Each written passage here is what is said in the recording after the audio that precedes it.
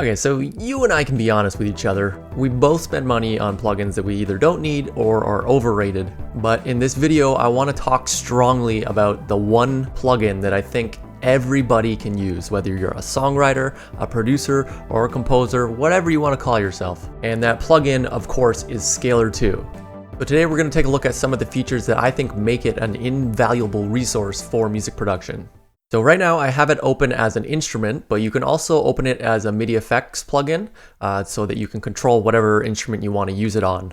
But the reason that I have it opened as an instrument is because I want to highlight some of the sounds that come with it, because to be honest, there's some pretty decent sounds in here. So if you're not familiar with Scalar or Scalar 2, Plugin Boutique describes it as a music theory workstation. And I have a crude understanding of music theory. To me, I understand theory much better when I'm playing it on the guitar or looking at a fretboard than when I'm playing it on a keyboard. And for the time that I've owned this, it has helped me build some of my best tracks. Let's start with the basic parts of the interface here. So on the side here, you can see where it says felt piano. This is where you're going to see all the sounds that come with Scalar 2. I'm just going to keep it on the felt piano for now for clarity purposes, and then later on we'll highlight some of the other sounds that come with it. So this button right here is the detect button, so you can actually play audio and Scalar 2 will take that as an input and it will detect the chords that are being used in it. Right here is where you can choose from your scales, and the best part about this is if you have no idea what the scale sounds like, they have a description of it right here, the style. So whatever type of mood that you're looking to do, complex, unstable, exotic, positive, bluesy, rocky, poppy. It's very easy to use for people that have no concept of music theory.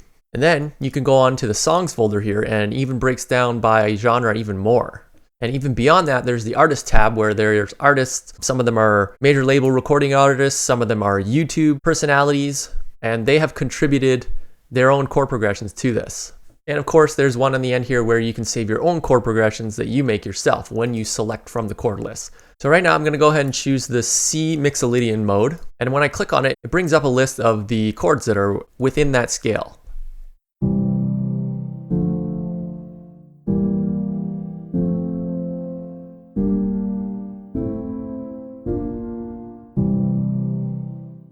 And then within the chord selections here, you can see that you really have full capability to adjust it as you want within the selected scale that you're using. So right now it's using triads, but if you wanted to switch to seventh chords,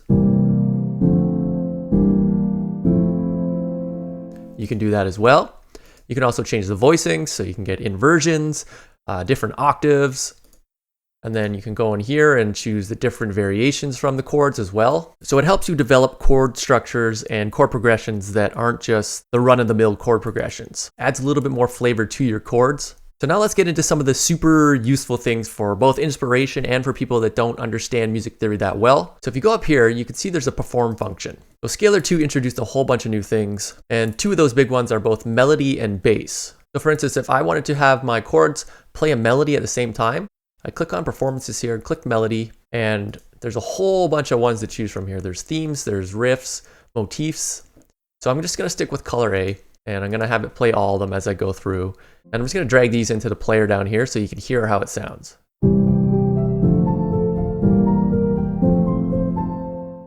So already you have a melody going on. Now you're thinking, okay, that sounds kind of stiff. Well, you can just go over here, hit Humanize, and it's going to either humanize the velocity, the timing, or both. All right, so I'm going to humanize both of them, and let's see how that sounds.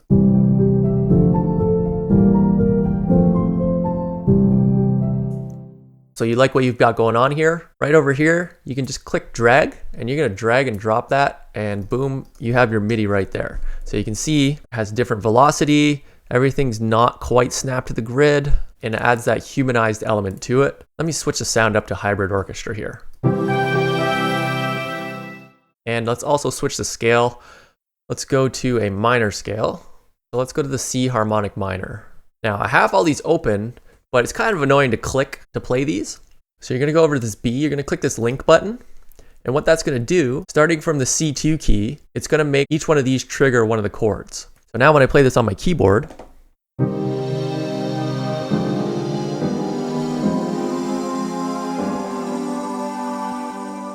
it's going to play the chord progressions. So that way you can go back and forth and choose what kind of chords you want to use.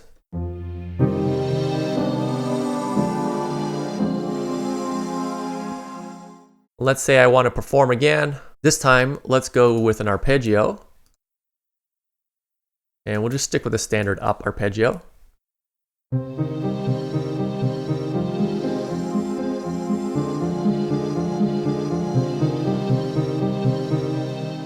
Once again, if you wanted to bring that into the DAW, into the piano roll, you can just click MIDI capture, hit stop, click drag it over, boom. There you go, it's in your piano roll. All right, so let's say I want to use this just to get my chord progression, and then I want to make a melody myself. So let's drag the chord progression onto the piano roll here. Now I'm going to duplicate Scalar 2 to have another instance of it. So this is going to be my piano right here. Let's just make these a little bit longer so that they're sustaining. So now I have my second instance of Scalar open here. And for the lead, I'm going to go with one of my favorite sounds that come in this, and this is called Dusty Nostalgia. It's a synth. I'm going to take the link off of here because I don't want to be playing chords. What I'm going to do now, I'm going to go to keys lock here, and it gives you a few choices. So the one that's the easiest for most people to use is to lock the scale to the white keys. So essentially, all the black keys on your keyboard aren't going to play any notes. So this way, you can't possibly play a note that's not in the key that you chose.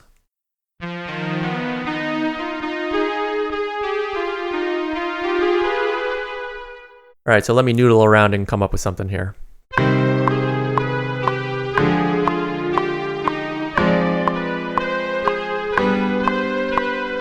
That's really weird sounding, but it works.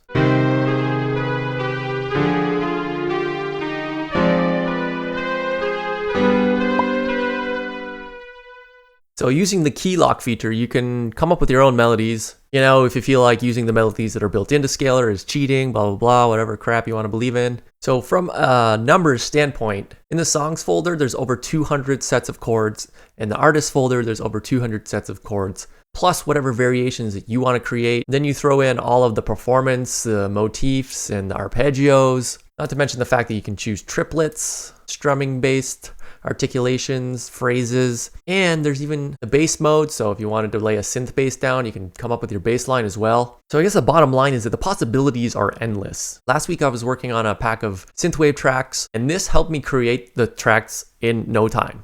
Obviously, I decided to go into the synthwave, and you have 21 set of synthwave chords that you can choose from, and I just build from there. And there's nobody saying that you have to stick to the chord progressions or the melodies that it makes for you. Like I was showing you, you just drag the MIDI in, and then you can tweak the MIDI all that you want to make it different. You know, whether you are a hip hop producer looking to learn how to make your own melodies, you're a songwriter that doesn't know how to play the piano, but you want to lay down a piano track, or you're somebody who composes for film and TV for sync licensing. This thing is just, for $60, you're not going to get more bang for your buck. And I know that there's a small market of purists out there that think, well, no, this is cheating.